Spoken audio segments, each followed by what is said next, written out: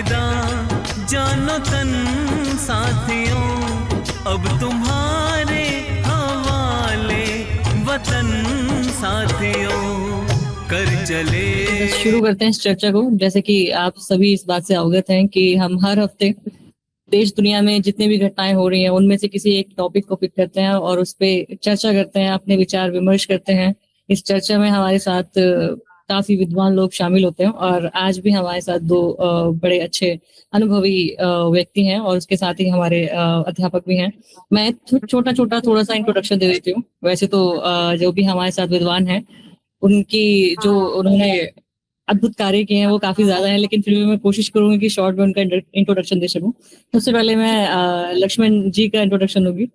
ये एक बहुत बड़े शिक्षाविद हैं और इसी के साथ इन्होंने 13 बार यूजीसी नेट क्लियर किया हुआ है। लोगों को शायद एक दो बार नेट क्लियर करने में पसीने छूट जाते हैं, लेकिन सर ने 13 बार यूजीसी नेट क्लियर किया है। इसके साथ साथ 33 बार जेएनयू का एंट्रेंस एग्जाम भी बहुत अच्छे से क्लियर किया है सर ने। ये भी अनोखी अद्भुत, मैं इसको कीर्तिमान मानती हूँ इनका। इसके अलावा सर बड़े बड़े पॉडकास्ट पे जाते हैं, वहाँ पे अपनी जो है चर्चा आगे बढ़ाते हैं। इसके साथ हमारे साथ हैं डॉक्टर शाहरुख चौधरी जी। वैसे सर अपना इंट्रोडक्शन थोड़ा दिए चुके हैं, लेकिन मैं फिर भी एक बार बोल, सर एक सीनियर फिजियोथेरेपिस्ट हैं, यूनिवर्सिटी सर्कल के संवाददाता हैं, एक इसी के साथ ही अच्छे सोशल वर्कर भी हैं। और जैसे कि उन्होंने खुद ही बताया कि एक तरक्की फाउंडेशन है जिसके तहत ये ग्रामीणों के जो बच्चे होते हैं वहाँ के बच्चों को एक शिक्षा पाने का अवसर प्राप्त करते हैं। इसके अलावा हमारे साथ रवि गौतम सर हैं। सर भी किसी के इंट्रोडक्शन के मोहताज नहीं है। सर नमस्कार भारत के एडिटर इन चीफ हैं। उसके बाद हमारे साथ मारूफ चौधरी जी हैं जो कि क्रिएटिव हेड और अभी और भी नए नए कीर्तिमान स्थापित कर रहे हैं अपने फील्ड में। सो हम चर्चा की शुरुआत करते हैं और मेरा सबसे पहले जो सवाल है वो यही है कि हमने पहले सीजेपी का प्रोटेस्ट देखा दिल्ली में और फिर उसके बाद हमने देखा झारखंड में भी प्रोटेस्ट हुआ है, लेकिन इन दोनों प्रोटेस्ट में बहुत सारी डिफरेंसेस हैं।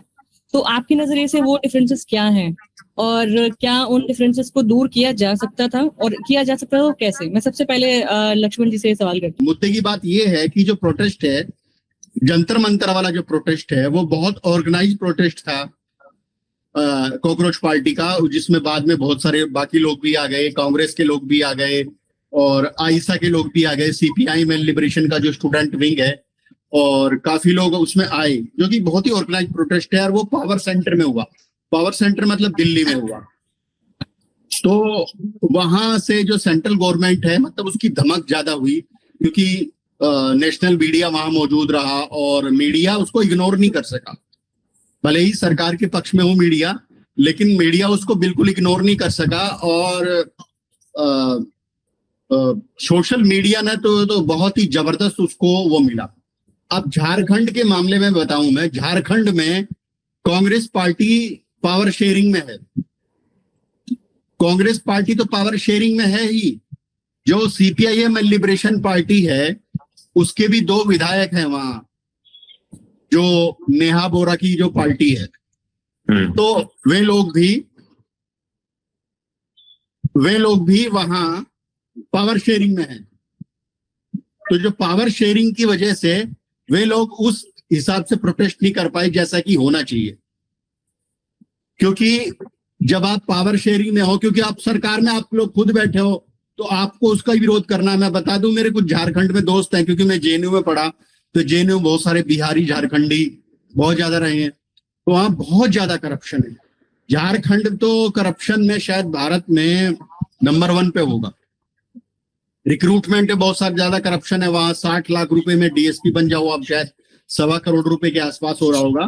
तो अंतर यही है कि जो, और जैसे कि अभी तक स्टेटमेंट तो दिया है राहुल गांधी ने कि झारखंड के बच्चों के पक्ष में, लेकिन इस पर अभी तक उन्होंने कोई वहां ना तो गए ना कुछ इस तरह की बात की। नेहा बोरा भी वहां गई थी, उसके ऊपर इंक फेंकी गई और वो आ गई वगैरह वगैरह। लेकिन बात तो ये है कि जब आप खुद पावर शेयरिंग में हो तो आप उसका विरोध कैसे करोगे? आपके विधायकों को भी तो विरोध दर्ज करना चाहिए ना, जो सत्ता की मलाई चख रहे हैं। सवाल ये, बस यही मैं अपनी वाणी को विराम देता हूं। अब आप लोग इस पर बात कीजिए।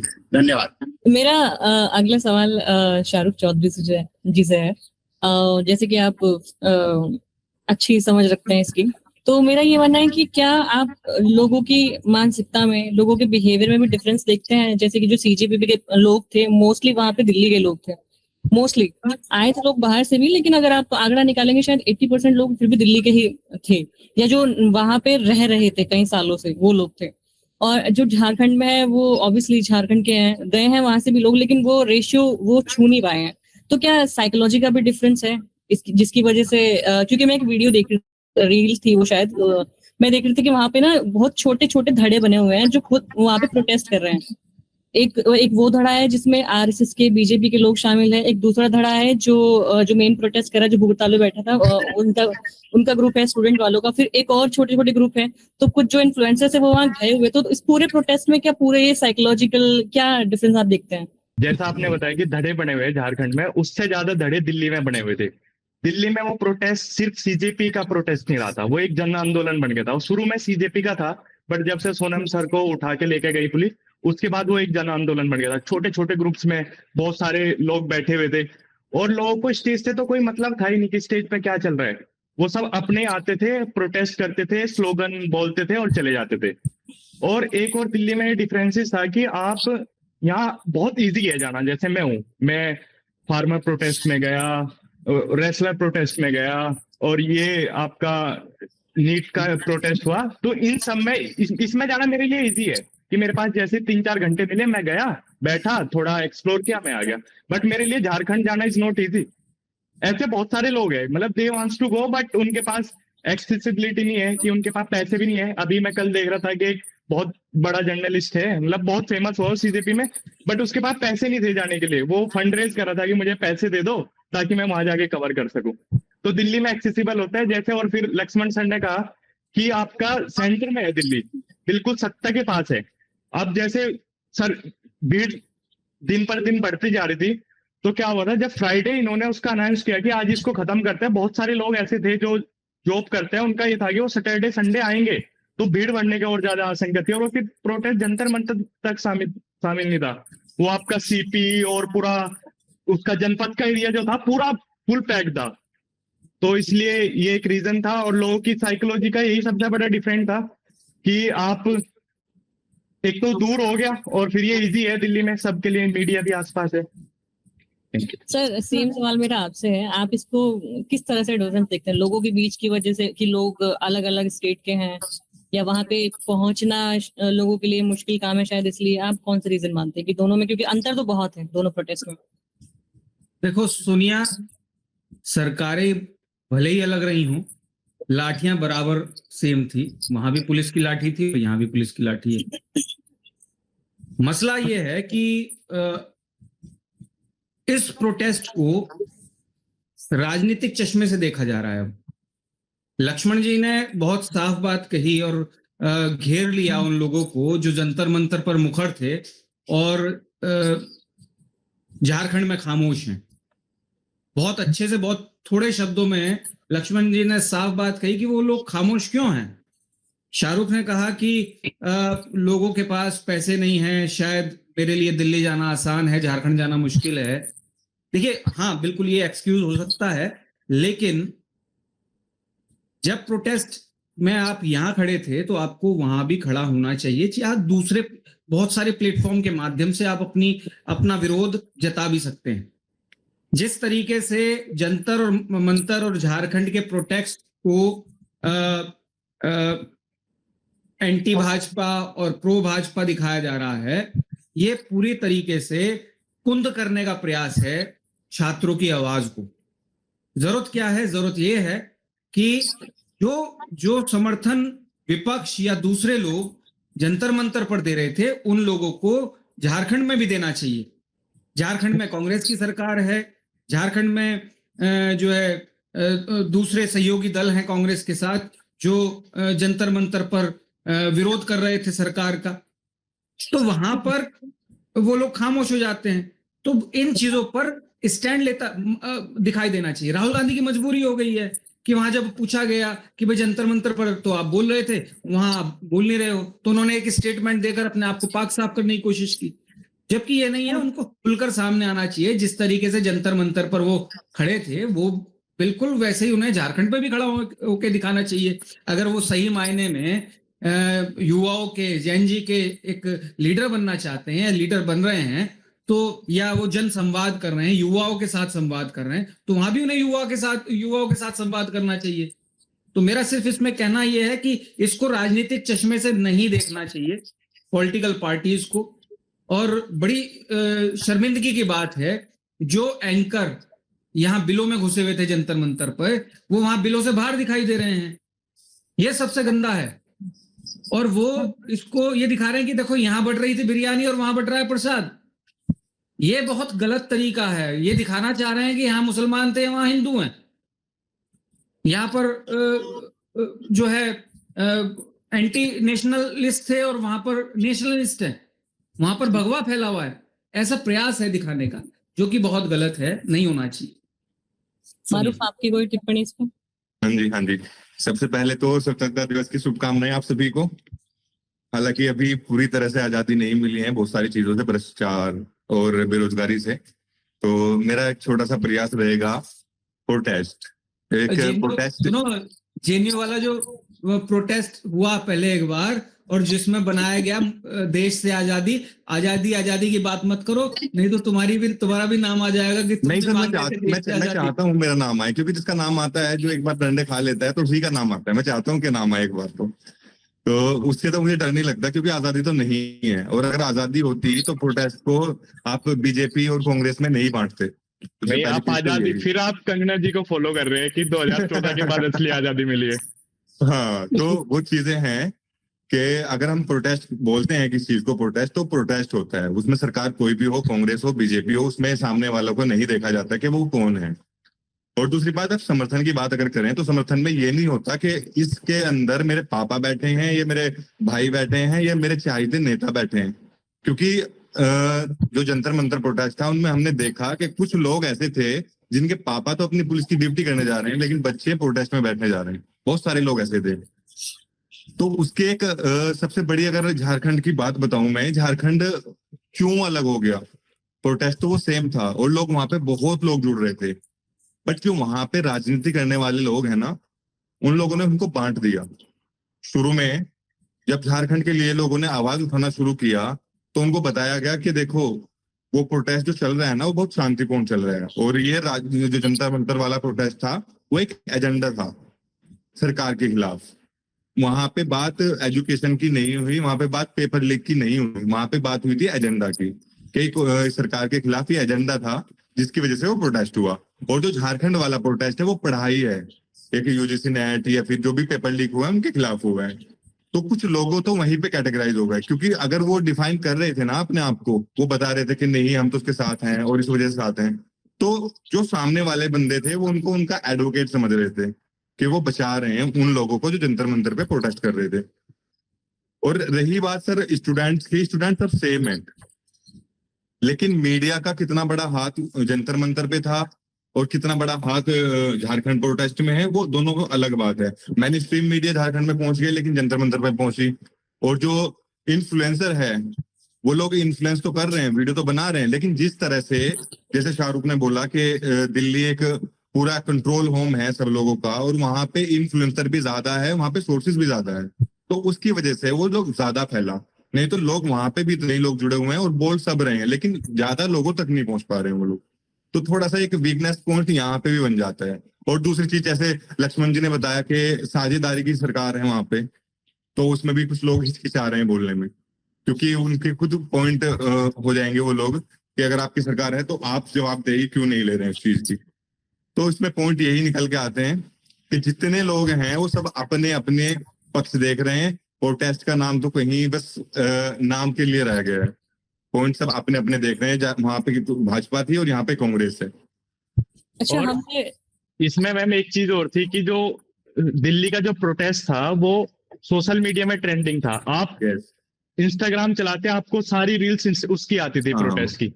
और मैं ऐसे बहुत सारे लोगों को जानता हूँ जिनके सिर्फ 2-3 हजार फॉलोअर थे और उनके प्रोटेस्ट में जाके कहीं कहीं लाख हो गए, कई कई मिलियंस लाख हो गए। मिलियन भी हुए हैं। तो ये भी एक रीजन था, मतलब लोगों को फोमो हो गया था कि मुझे भी जाना है। मुझे भी जानना है, सही है।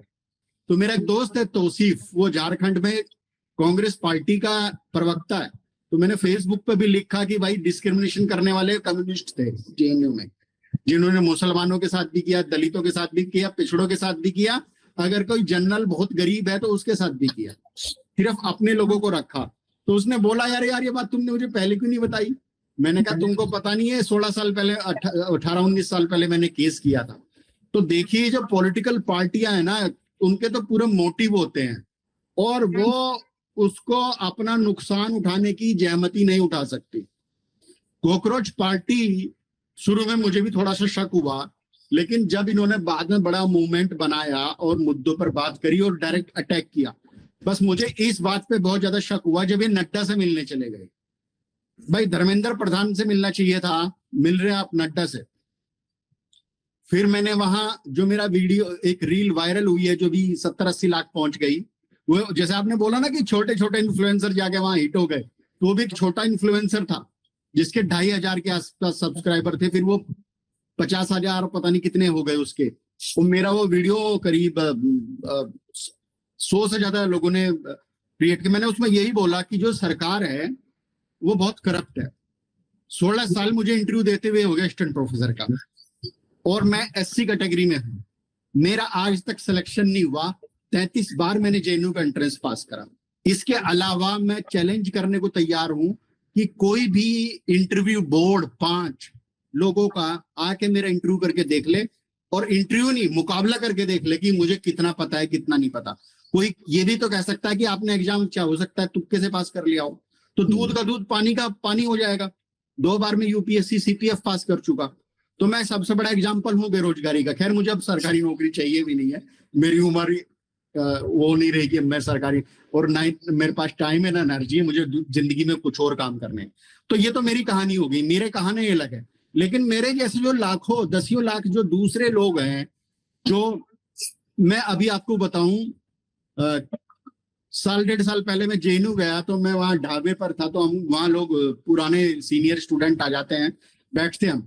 तो वहाँ एक 58 साल के एक्स स्टूडेंट आए जेएनयू के, शंभू यादव। तो उन्होंने मिठाई खिलाई हमें, तो हमने बोला और शंभू जी बधाई हो। तो आपको पता चलेगा कि 58 साल की उम्र में कोई आदमी अपनी नौकरी लगने की मिठाई बांट रहा है। वो असिस्टेंट प्रोफेसर हो गए थे परमानेंट, ओके। और वो 7 साल वो नौकरी करेंगे। उससे पहले वो एडहॉक पे पढ़ा रहे थे।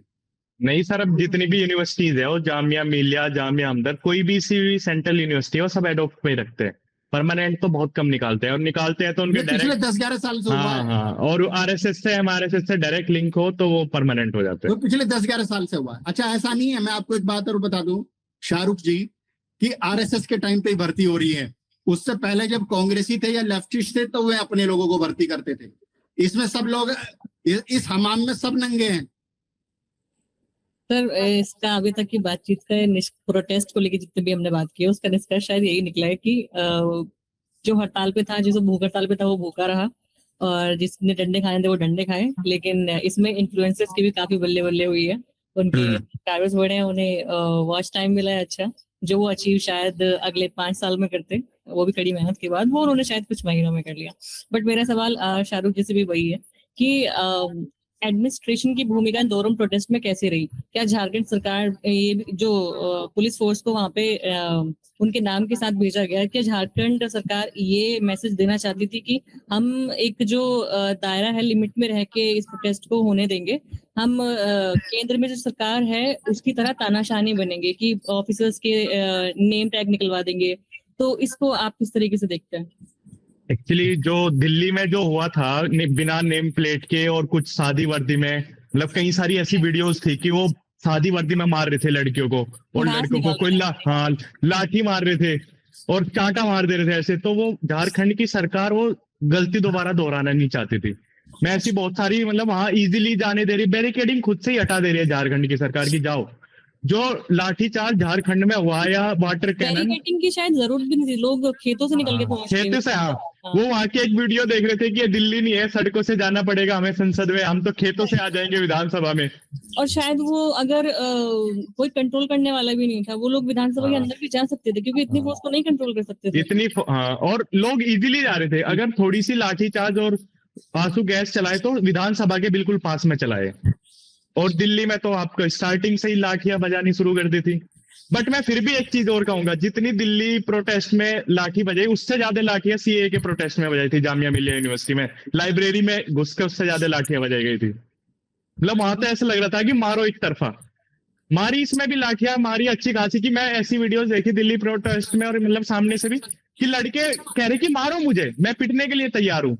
तो मतलब ये था कि सरकार अपना ईमानदार छवि बनाने से नहीं डर रही थी, सरकार डर रही थी झारखंड की, क्योंकि वहां पे जो हुआ वो यहाँ पे नहीं होने हाँ, देना। वो नहीं चाहते थे कि वो दोबारा से यहाँ पे। तो मेरा सवाल ये है कि दोनों प्रोटेस्ट में मीडिया की भूमिका क्या रही, और अगर वो एक प्रोटेस्ट में फेवरेबल था, दूसरे प्रोटेस्ट में शायद नहीं, तो आप उसको किस तरीके से देखते हैं? क्या आप भी उसको मानते हैं, जो जैसे बाकी के इन्फ्लुएंसर भी बोल रहे हैं, बाकी के लोग भी बोल रहे हैं कि एक प्रोटेस्ट में तो उनकी काफी फजीहत हुई, दूसरे प्रोटेस्ट में वो गए, लेकिन कितनी आप उनकी भूमिका को देखते हैं दोनों प्रोटेस्ट को लेकर?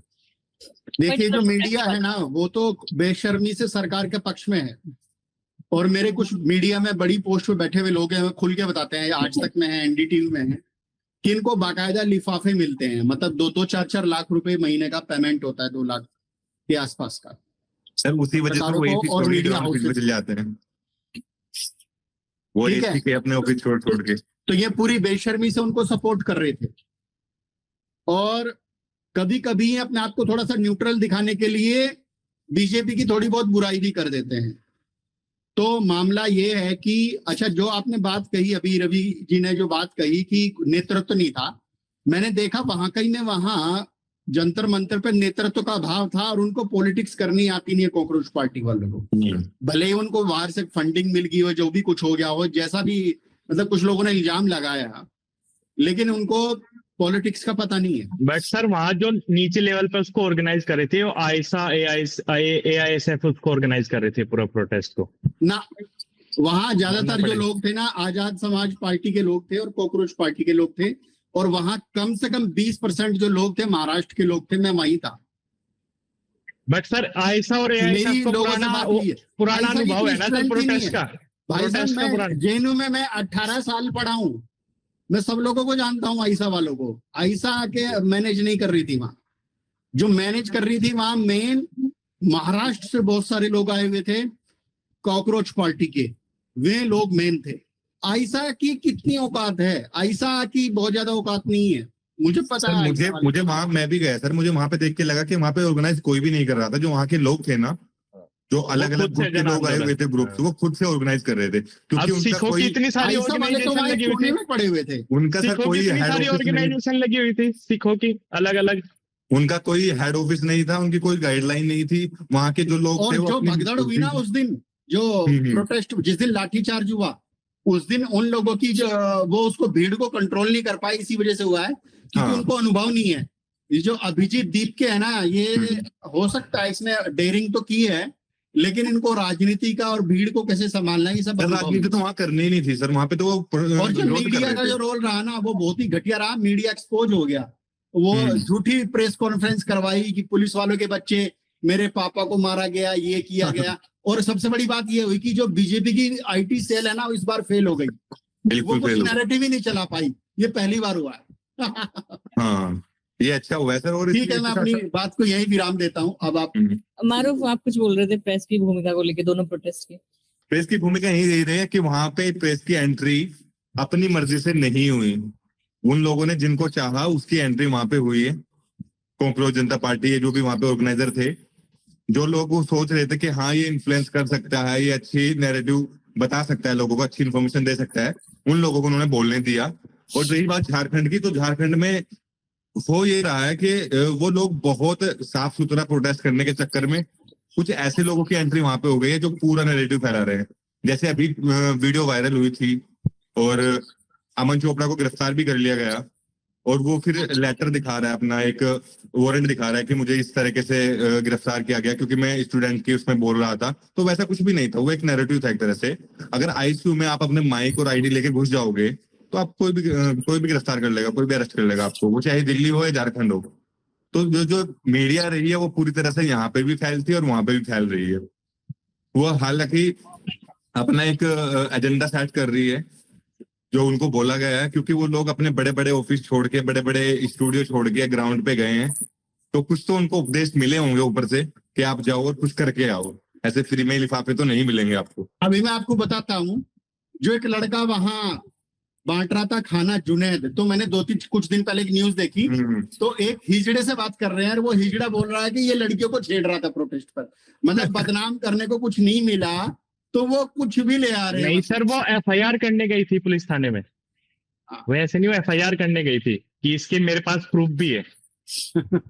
हमारे देश की गरीबी यही है सबसे बड़ी सर, क्योंकि हम इतने बीमार हो चुके हैं ना, हमें जो कोई अच्छाई कर रहा है तो हमें ना उस पर शक हो जाता है कि कर क्यों रहा है, ये खाना फ्री में दे क्यों रहा है। अब जो जुनैद है सर, जो उसकी शिकायत की थी वो उसके मोहल्ले वाले पड़ोसियों ने की थी कि ये कहाँ से इसके पास पैसे आ रहे हैं। सर एक सवाल अब थोड़ा फंडिंग को लेके करते हैं। ये बड़ा सुनने को मिलता है कि प्रोटेस्ट है ये वहां से फंडेड है, सीजेपी प्रोटेस्ट वहां से फंडेड था और झारखंड प्रोटेस्ट वहां मैंने भी फंड किया सीजेपी को। मैं बताता हूँ फंडिंग कहाँ से हुई है। हाँ, मैंने भी फंड किया सर। एक्चुअली मैम ये प्रधानमंत्री राहत कोष अगर हम से। एक एक करके जवाब देंगे आई गेस वो ज्यादा मीनिंगफुल होगा। मैं बताता हूँ इसकी फंडिंग कहाँ से थी। एक्चुअली बताया ना, ये लोगों का इमोशनल बन गया था ये प्रोटेस्ट। अब जैसे मैं हूँ, मेरे पास एक पेशेंट आई, उनको पता है कि मैं थोड़ा सोशली एक्टिव हूँ, तो मेरी बहुत पुरानी पेशेंट है, तो वो मुझे बोल रही कि आप मुझसे पैसे ले लो और जाके वहां फूड डिस्ट्रीब्यूट करो। और उस दिन कई बार हम ऐसे गए तो ऐसे स्विगी की लाइन लगी रहती थी लंबी लंबी, और चाय उसकी चाय दे रहे हैं, बर्गर किंग का वो बर्गर दे रहे हैं कि खाओ, तो लोग ऐसे घर बैठे हुए ऑर्डर कर रहे थे कि किसी को भी दे देना। ऐसे ऐसे बहुत सारे लोग थे कि वो जा नहीं सकते थे, but they wants to provide something. तो ये इमोशनली लोग इसमें इन्वेस्ट इमोशनल, यस। लेकिन एक इसका बहुत बड़ा कारण हुआ, इसका एक बहुत बड़ा परिणाम निकला कि Mohan Bhagwat RSS chief V Jain ji से बात करने के लिए मजबूर हुए और मोदी को रात में लाइव आना पड़ा, और नॉर्मली लाइव आना पड़ा जैसे हम लोग लाइव हैं, बिना मेकअप के आना पड़ा, उनकी दूरियां तक दिख गई। आरएसएस के जो लीडर हैं मोहन भागवत जी, उन्होंने एक और बात बड़ी इंटरेस्टिंग कही है। कल तक वो शायद जिस धड़े को अपने देश का नागरिक नहीं मानते थे, जो कि एलजीबीटीक्यू कम्युनिटी है, अब वो बोल रहे हैं कि ये भी हमारे देश के ही नागरिक हैं, इनसे भी बात करनी जरूरी है। कल तक वो इसको एक कलंक की तरह देखते थे, लेकिन आज में भी इतना बदलाव आया है, तो कुछ तो है थोड़ा। आरएसएस में भी तो एलजीबीटी वाले भरे पड़े हुए ना, क्योंकि स्वयं सेवक विवाह तो करते नहीं है। वैसे शाहरुख जी और लक्ष्मण जी, इसमें जो प्रोटेस्ट हमारा हुआ है, इसमें डिजिटल की जो भूमिका रही है वो बहुत महत्वपूर्ण है।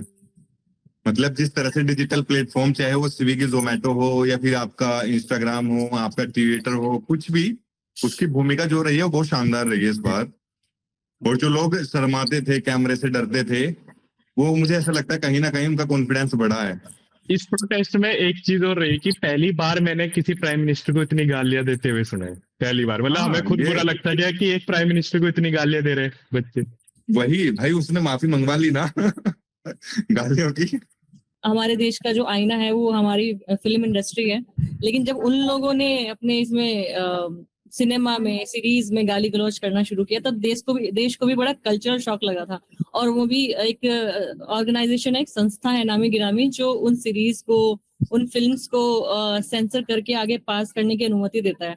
तो मेरे ख्याल से वो भी केंद्र के अधीन ही आता है, तो पहले वहीं पे वो रोकना चाहिए था। जब वो नहीं रुका, आज आपको गाली दी गई तो आप कल्चरल शॉक पे पहुंच गए, लेकिन आप ही की संस्थाएं हैं, आप ही के अंडर काम करते हैं, आपको उन लोगों को भी सेंसर करना चाहिए था।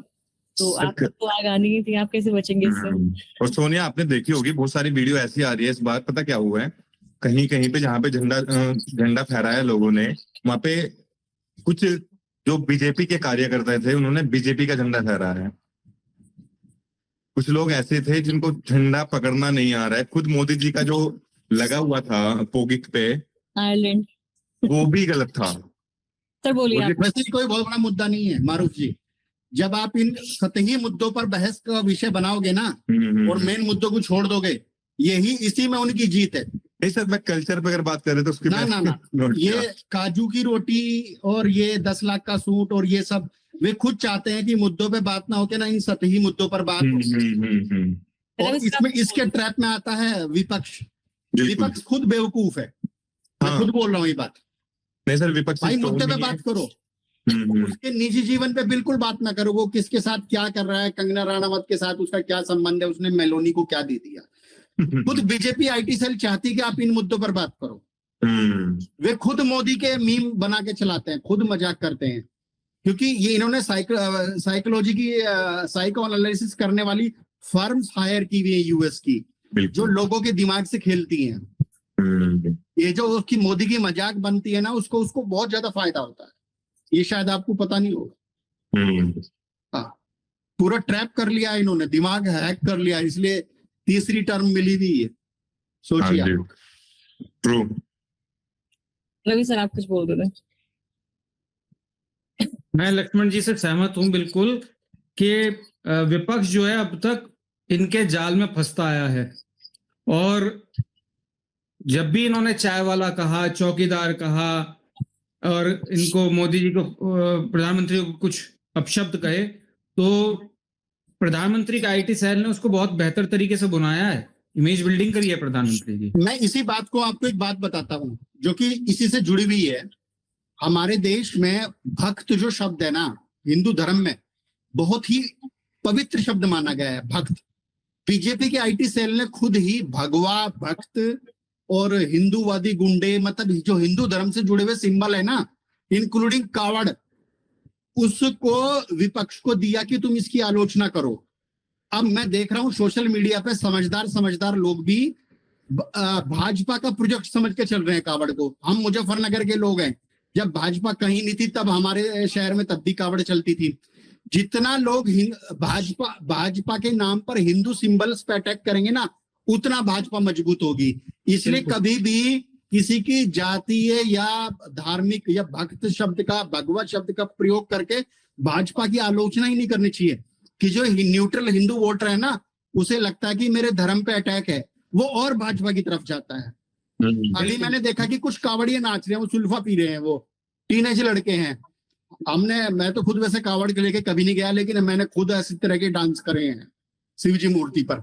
आपको मैं खुद बताऊं, जब मैं 20-21 साल का था, तो जितना जो एक सेकुलर या जो एंटी बीजेपी लोग जितना हिंदू रीति रिवाजों को या जितना इस तरह की रिचुअल्स को या हिंदू शब्दावली को इस्तेमाल करके भाजपा को क्रिटिसाइज करेंगे ना, वे भाजपा को मजबूत कर रहे हैं, क्योंकि लोगों को लग रहा है कि न्यूट्रल वोटर हैं, ये मेरे धर्म पे अटैक कर रहा है, इनकी ऐसी की तैसी। मैं तो भाजपा के साथ खड़ा हूँगा। एक सवाल है मेरा, मतलब आप सभी से कि आपके लिए प्रोटेस्ट का डेफिनेशन क्या है? मतलब जितना मेरी समझ कहती है कि प्रोटेस्ट हमने बहुत टाइम से देखे, महात्मा गांधी के टाइम से देखे, वो प्रोटेस्ट करते थे, सरकार को अपनी बात समझाने का उनको एक तरीका था ये, और क्योंकि वो लोकप्रिय नेता थे और लोगों के हितों में करते थे वो प्रोटेस्ट। और तब जब इसका प्रोटेस्ट का इतिहास मतलब शुरू हुआ था, जर्नी शुरू हुई थी प्रोटेस्ट की, तब इसमें जैसे फंडिंग जैसे शब्द जुड़ते नहीं थे। लेकिन अभी जो मॉडर्न प्रोटेस्ट हैं उनमें फंडिंग की जरूरत क्यों पड़ने लगी है? मतलब कौन सी ऐसी चीजें हैं, कौन से ऐसे एलिमेंट्स हैं जो प्रोटेस्ट को फंडेड प्रोटेस्ट बनाते हैं? दीजिए सर, जवाब दीजिए रवि सर। मैं देखिए साफ गोई से एक बात मैं ये कहना चाहता हूं कि गांधी जी के दौरान जो आंदोलन होते थे और आज के जो आंदोलन है उनमें बहुत डिफरेंस आया है। गांधी जी के समय में संसाधन सीमित थे, कम्युनिकेशन के इतने माध्यम नहीं थे, है ना, और उस समय अंग्रेजों को पता था कि सामने जो प्रोटेस्ट कर रहे हैं उनके बस की कुछ नहीं है इसके अलावा। लेकिन आज जो सरकारें हैं वो खुद तो मजबूत हैं ही, वो ये जानती हैं कि जो प्रोटेस्ट कर रहे हैं उनके पास भी संसाधन कम नहीं है। अब प्रोटेस्ट करने वालों को वो तोड़ेंगे कैसे? प्रोटेस्ट को कमजोर कैसे करेंगे? प्रोटेस्ट को किस तरीके से एंटी नेशन और प्रो नेशन दिखाएंगे? वो इसलिए इसमें अपने लोगों को या मीडिया, जो उनके पक्ष की मीडिया है, उसको एक पिक्चर फ्रेम करने के लिए उतार देते हैं और वहां जाकर वो उस प्रोटेस्ट को सरकार के विरुद्ध दिखाते हैं, वो लोग जो सरकार के प्रो हैं, है ना। और पूरी तरीके से कहीं ना कहीं देखिए सरकार के पास पूरी व्यवस्था है, उनके पास ताकत है, महकमा है, सिस्टम है उनके साथ खड़े होने वाला और तमाम ताकत है। अब सरकार से सवाल पूछने की अगर कोई हिम्मत कर रहा है तो सोचिए कि उसको किस तरीके से पूरी हद, अपनी हद तक जाकर सरकार ये बताने का प्रयास कर रही है कि ये साले हमारे विरोधी हैं, ये राष्ट्र विरोधी हैं, सत्ता को गिराना चाहते हैं, ये मोदी को गाली दे रहे हैं, उनकी मां को गाली दे रहे हैं और मुद्दों से भटकाने का प्रयास करते हैं। तो कहीं ना कहीं प्रोटेस्ट जो है वो सरकार उसको कहीं ना कहीं अपने पक्ष में कर देती है, मतलब अपने एजेंडे के अकॉर्डिंग कर देती है और माहौल बनाने का प्रयास करती है कि सरकार के अगेंस्ट कोई सवाल ना पूछा जाए। मारूफ, आप कुछ बोल रहे हैं? हाँ सुनिए, मैं 2 ही वर्ड बोलूंगा, प्रोटेस्ट मीन्स देशभक्ति, बट अब चेंज हो गया उसका। पहले जो प्रोटेस्ट उठते थे उसको हम देशभक्त बोलते थे, चाहे वो गांधी जी ने किया हो, चाहे वो सुभाष चंद्र बोस ने किया हो, चाहे वो कोई और भी थे। पहले जो प्रोटेस्ट करते थे सरकार को लेके उनको हम देशभक्त बुलाते थे। बट अभी ये हो गया कि अगर हम प्रोटेस्ट कर रहे हैं तो हमें एंटी नेशनल, आतंकवादी, खालिस्तानी बुलाया जाता है। तो दोनों में फर्क बस इतना ही है। पहले हम अगर सवाल कर रहे हैं सत्ता से तो हम देश के लिए सवाल कर रहे हैं, हमें देशभक्त बुलाया जाता था। बट अब ये लग रहा है कि अगर हम सवाल सत्ता से कर रहे हैं तो हम एंटी नेशनल है, क्योंकि हमसे ज्यादा देश वो लोग चला रहे हैं, उनको हमसे ज्यादा ग्राउंड का पता है, उनको हमसे ज्यादा शिक्षा का पता है। वो चाहे फिर हमारा एजुकेशन मिनिस्टर BA पास हो या फिर MA पास हो, वो दूसरी बात है। बट प्रोटेस्ट का मतलब अब सिर्फ एंटी नेशनल रह गया है अभी के दौर में। यहाँ पे दुर्घटना घटने को हर दिन तैयार, यहाँ हर दिन घुटना टटके और 32 बार। मेरा हुड सबसे हटके, मेरा हुड सबसे पार, तेरी खुद सबसे दुख पर तू चुप कर दी फाड़ करी। लेकिन ये साला